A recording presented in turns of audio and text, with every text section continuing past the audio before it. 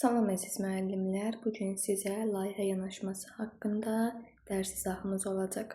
Vaxt itirmədən keçid edək dərsimizə.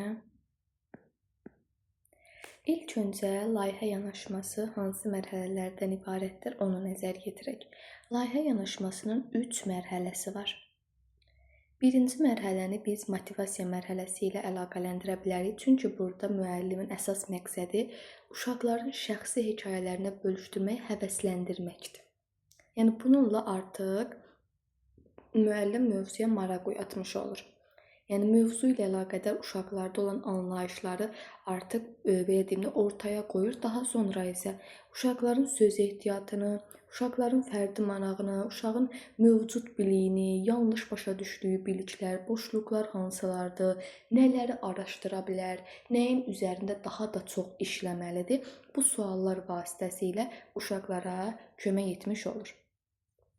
İkinci mərhələ isə artıq burada uşaqlarla müəllimin işləməsi baxımından görüşlərin keçirilməsidir. Deyək ki, böyüklərlə qrupda, sinifdə görüşlərin keçirilməsi, təşkil olunması, məsələn, kitablara, internet saytlarına, videolara uşaqların baxması, daha çox mövzu haqqında məlumat toplamaları və öyrəndiklərini nümayiş etdirməsi, yeni bilikləri digər uşaqlarla da bölüşərək öyrəndiklərini daha da yaxşı tətbiq etmə bacarığını formalaşdırırlar.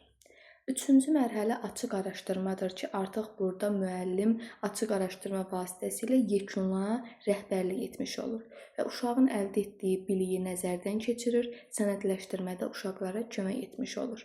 Və uşaqların işləri valideynlərlə, digər qruplar araşdırmalarında onlara kömək etmiş yerli icma üzvləri ilə də bölüşülmüş olur. Və bu son mərhələdə artıq layihə vasitəsilə uşaqlar öyrəndiklərini də qiymətləndirə bilmiş olur.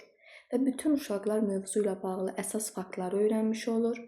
Ancaq bəzi spesifik cəhətdən haqqında daha çox məlumat əldə edəcəyi mövzular olur ki, onu da araşdırmış olurlar. Və nəticədə sonuncu mərhələdə uşaqlarda inam hissi formalaşır, əməkdaşlıq, müstəqil öyrənmə, məqsədə çatma bacarıqları inkişaf edir. Və ən əsası da seçilən mövzuların uşaqların öz ehtiyacına, öz marağına cavab verməsidir. Və bu da uşaqların sosiallaşması üçün geniş əhəmiyyət daşıyır. Və layihələr əsasən həm uşaqlarda ortaq işləməyi, həm əməkdaşlığı, həm birlikdə oyun yaratmaq, birlikdə fikir dinləmə, fikir bölüşmə kimi anlayışlarda formalaşdırır.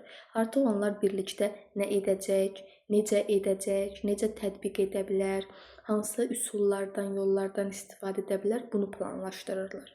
Və müxtəlif yolla tədqiqatlar, layihələr müxtəlif mövzular əsasında ortaya çıxmış olur.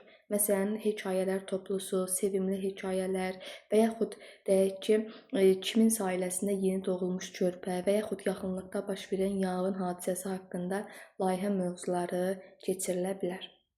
Məsələn, zooparkda, market, inşaat, ferma sahələri, məkanlarda da gəzinti ilə əlaqəli layihələr həyata keçirilir. Təbii ki, bu da uşaqlarda nəyi formalaşdırar? Dostluq, ədalət, ailə, dəyişiklik anlayışını formalaşdırmış olar.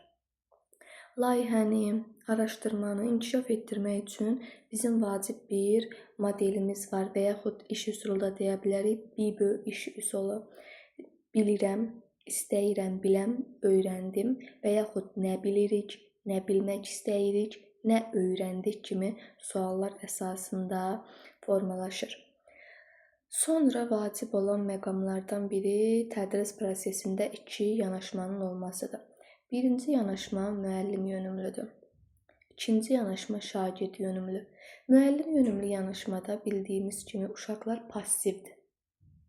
Yəni informasiyanı müəllim verir, şagird uşaq da dinləyir. Yəni burada əsas müəllimin tədris prosesinin mərkəzində dayanmasıdır. Yəni burada uşaqların bir-birini qiymətləndirməsinə, özünü qiymətləndirməsinə, fikir bildirməsinə icazə verilmir. Sadəcə uşaqların nailiyyəti ölçülür müəllim tərəfindən. Məsələn, müstəqil öyrənmə, aktiv iştirak etmə burada formalaşmır. Şagird yönümlü yanaşma isə bunun əksinədir. Burada isə aktiv olur uşaqlar. İstədikləri an müəllimə sual verirlər. Yəni burada uşağın həm təfəkkürü, həm təxəyyülü inkişaf etmiş olur. Müəllimlə bərabər sual-cavabda iştirak edirlər. Qarşılıqlı öyrənmə də formalaşmış olur. Əslində hər iki növün müsbət tərəfləri ilə yanaşı, həm də mənfi tərəfləri var. Ona görə biz bunu sintez edərək hər ikisindən istifadə etməliyik. Məsələn, müəllim yönümlü təlim modelinin tətbiqi həm fiziki, həm idraki cəhətdən aktiv olan şagirdlərin dərsə cəlb olunmasını çətinləşdirir. Və bu şagirdlərin də dərsə cəlb olunması üçün müxtəlif modellərdən də istifadə olunur. Bu da layihə əsaslı öyrənmə modelidir. Layihə əsaslı öyrənmədə dedik ki, uşaqların tədqiqat aparmaq vasitəsilə bilik, bacarıq əldə etdiyi bir təlim modelidir. Və əsasən uşaqların mövcud bilik, bacarıqlarını tətbiq etməklə yanaşı, uşaqlar burada yeni bilik, bacarıq da öyrənir. Və layihə yanaşmasında 21-ci əsr bacarıqları formalaşır ki, burada əməkdaşlıqdır, ünsiyyət, düşünmə, kreativ düşünmə, tənqidi düşünmə, məntiqi düşünmə bacarıqları ön planda olur. Və layihə əsaslı öyrənmə fənlər arası inteqrasiyanı özündə əks etdirmiş olur. Biz layihəni həm də qiymətləndirmə vasitəsi kimi də istifadə edə bilərik. Çünki burada əzbərcilik yoxdur. Tətbiqə yönələn bir qiymətləndirmədir. Sadəcə burada məqsədimiz şagirdlərin, uşaqların biliyi, faktı yalnız məlumat kimi yadda saxlaması yox, lazımi məqamda necə istifadə etmək lazımdır, bunu öyrənməsidir. Daha sonra layihə əsaslı öyrənmədə bəzi xüsusiyyətlər var ki, məsələn, mövzunu seçərkən biz uşaqların yaş səviyyəsini, bilik səviyyəsini, bacarıq səviyyəsini nəzərə almalıyıq. Əgər nəzərə almasaq, uşağın marağına uyğun olmasa, təbii ki, nəticə də yaxşı olmayacaq. Sonra tədqiqatlar aparmaq lazımdır. Bu da uşaqlarda təhlil etmə, araşdırma, dəyərləndirmə bacarığını inkişaf etdirir. Uşaqların marağına səbəb olacaq real həyatı problemlər olmalıdır ki, bu da əsasən uşaqlarda yeni yanaşma, bilik, bacarıq formalaşdıracaq. Layihə prosesi əsasən nəzarətdə olmalıdır. Məsələn, iştirakçılar müntəzəm şəkildə nəzarətdə saxlanılmalıdır. Bir-birlərinin işlərinə konstruktiv rəy verməlidirlər. Sonra proses zamanı uşaq-müəllim daimi əməkdaşlıq halında olmalıdır. Müntəzəm layihənin səmərəsi, qarşılaşdığı çətinlik, necə həll etmək olar, hansı yollardan istifadə edə bilər ki, bunlar müzakirə edilməlidir. Vizuallığa önəm vermək lazımdır. Qrafiklərdən, diaqramlardan, təsvirlərdən istifadə etmək lazımdır. Plagiatlıq yoxlanılmalıdır. Yəni, əgər əvvəlcə buna müraciət edilibsə bu mövzuya, ona yeni yanaşma etmək lazımdır. Yəni, təkrarçılıq olmamalıdır. Sonra layihə hazırlayarkən bir neçə mərhələ var ki, birinci, uşaqlara mövzunu müəyyən etmək üçün zaman vermək lazımdır. Yəni, mövzunu seçərkən diqqət etməlidirlər ki, bu mövzu həyatdan götürülsün, müəyyən bir problemi özündə ehtiva etmiş olsun. Çünki burada belə deyim də, əgər sevdikləri mövzu olsa, bu zaman onlar məcbur edilməsə, daha yaxşı nəticə əldə etmək olar. Müəllim də burada sadəcə fasilitator olsa, uşaqları yönəltsə, uşaqlar sərbəst fəaliyyət nümayiş etdirsə, yekunda nəticə qənaətbəxş olar. Mövzunun adını müəyyənləşdirildiyi vaxtdan layihə başa çatana qədər müəllim daimə yönəldici mövqedə olmalıdır.